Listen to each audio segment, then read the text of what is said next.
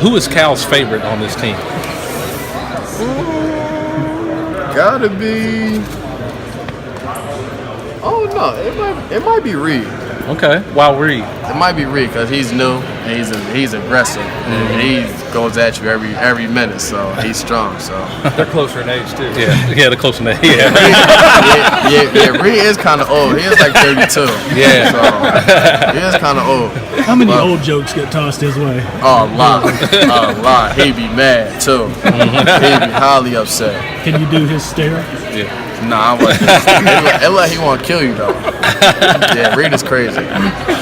I just think some of our guys are just crazy. I mean, like Keldon, for example. But yeah, I mean, yeah, he just, I don't know what's wrong with him, but he just talks all day, every day. So glad he's on your side, right? Yeah, I mean, he's just an energizer bunny. He had some Tasmanian devil shoes before. Yeah, that's that's pretty much him. perfectly describes him. So these attitude points that Cal's docking for you guys for talking trash, who do you think has the most? Definitely Keldon Johnson. Yeah. Who has the least? Me, I don't have any. You don't talk any trash? I do, but I don't get caught with it. As a Stanford man, are the classes here at UK, are they challenging?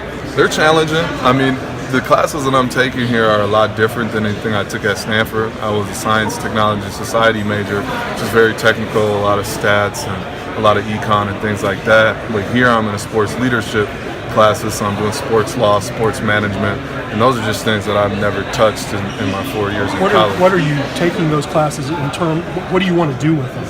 So for that, the sports leadership, there's a lot of people in my classes that want to become coaches, ADs, work in the front office. So for me, it's an interesting perspective. I've always had an interest as far as front office and what athletic departments and how they kind of work like that. But also my undergrad at Stanford, I was more focused on entrepreneurship and maybe jumping into starting my own business one day. So it's kind of chasing two passions of mine. I won't say that they're interconnected in any way, but definitely just something that I've always been interested in and gave me a chance to look at sports kind of management a little more than I have. Potentially giving you a second option. Exactly. And I think that's the biggest thing is kind of getting away from what my undergrad degree was and trying to try something totally different just in case it maybe sparked an interest and maybe I want to pursue that later. I don't know. So we keep hearing that Reed just seems old when he's around you all. I know he doesn't play video games. Yeah. What's some stuff you've seen him do where maybe you just look at him like, wow, you are an old man? One day we all went to, it was in the summer, we were eating breakfast somewhere, and Reed decided to go to the coffee shop, so that was kind of, I thought that was funny. I don't know. He also evidently doesn't play video games? Yeah, he doesn't play any video games. Kind of just watches TV and stays in the gym. That's about it. Are you intimidated by his stare as much as I am? Because No. he will stare a hole through you when he's talking to you.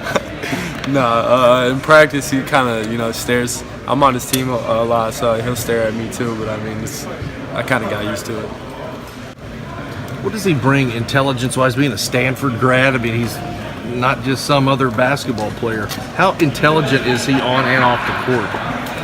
On the court, his basketball IQ is really ridiculous. He basically does he basically sees whatever he wants on the court. He knows what's going to happen before it even happens. Off the court, he went to Stanford. Come on, that itself just speaks for itself. I think sometimes we get a little too competitive. We talk a lot of trash. He don't want it to get out of hand, I'd say. So, I mean, that's what he means by attitude points because we get very competitive in practice. Who had the biggest trash talker on the team? Me. You? Yeah, I do. Yeah. I talk a lot of trash. You always done that on the court or part of your game? Talk trash to everybody on the court. Who gives it back the best? Tyler's getting better. It's Tyler Ashton. They talk a little bit of trash. But, it just all depends. How does that improve your game, or do you try to use that to get into the heads of those that you're guarding? I would say, just having somebody trash talk and being that competitive, it always makes you better. It makes you dig deep because, of course, they don't want to get embarrassed and you don't want to get embarrassed in practice. So it makes you dig deep when you're talking trash to each other and getting after each other. It just makes you better altogether. What's the meanest thing you've ever said to somebody? No comment. What's an edited version of it? Or a summary? I'll probably tell him you can't guard me or something like that. You know. It's not that mean. Yeah. I mean, it'd be different, but like that's just like, you know, the clean cut. Are you the kind of trash talker that might do like pregame research on a player so you know something about them and Nah, I'm not and, that. I'm and not strike that deep. personally at them? Nah, Okay. none of that. Just get out on the court and whatever comes to my mind, you know. Back in the day, it was always mamas were always at the top of the list. Is that off limits now? Nah, I never talk about nobody, mama. That's personal. That's very personal.